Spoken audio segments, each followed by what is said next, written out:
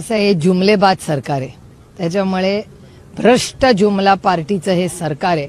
भ्रष्टाचाराच्या रोज clean chits देतात. त्याच्यामुळे ते भ्रष्टाचारी आहेत का नाहीत का आरोप करायचे, लोकांना भीती आईस इन्कम टॅक्स सीबीआय ईडीची दाखवायची, पक्ष फोडायचे, घरं फोडायची.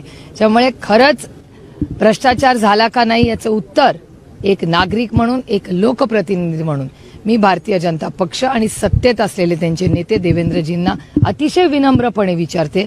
कारण नक्की खरं काय, म्हणजे मी पहिल्यांदाच माझ्या आयुष्यात असं काल तुमच्याच माध्यमांच्या चॅनल्सवरच मी पाहिलं की पोलीस म्हणले आमच्याकडून चूक झाली. एवढी मोठी चूक कशी झाली? वायकरांच्या घरातल्या कुटुंब, त्यांची बायको कशातून गेली आहे, काय दुःखातून गेली आहे हे मी जवळून पाहिलेलं आहे. मी त्यांच्याशी अनेक वेळा फोनवर बोललेले.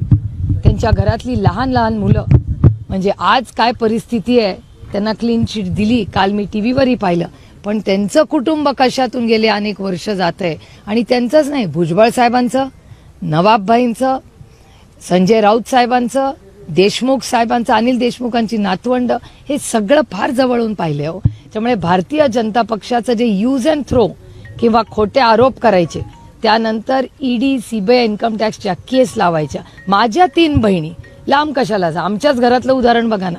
माझ्या 3 बहिणींवर ह्या ज्या 5-5 दिवसाची रेड झाली, माझ्या 3 बहिणींचा काय संबंध राजकारणाशी किंवा भ्रष्टाचाराची किंवा या कुठल्याच गलिच्छ राजकारणाशी? माझ्या 3 बहिणी, त्यांची मुलं, त्यांची नातवंड कशातून गेले हे आमचं आम्हाला माहिती. आणि आज तुम्ही रोज उठून प्रत्येकाला क्लीन चिट देता.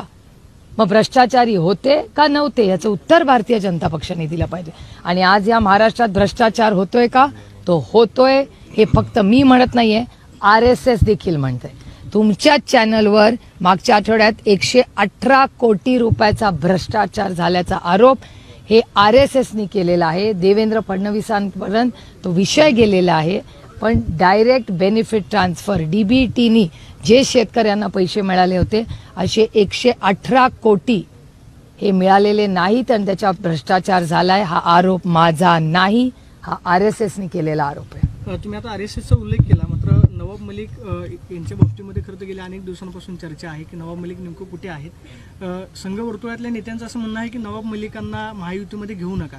नवाब मलिकांची हेळसांड होती असं तुम्हाला वाटतं? नवाब मलिकांनी निर्णय घेतला पाहिजे? नाही, हे दुर्दैव आहे की महायुती जी त्यांची आहे किंवा ट्रिपल इंजिनचं सरकार आहे ते मतासाठी काहीही करतील.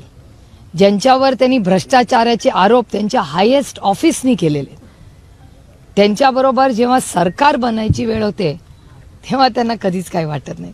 त्याच्यामुळे भ्रष्टाचाराबद्दल म्हणजे मला विचाराल तर हे जे आत्ता सत्तेमध्ये लोक आहेत ते ब्लॅकचं व्हाईट करण्याचीच एजन्सी झाले.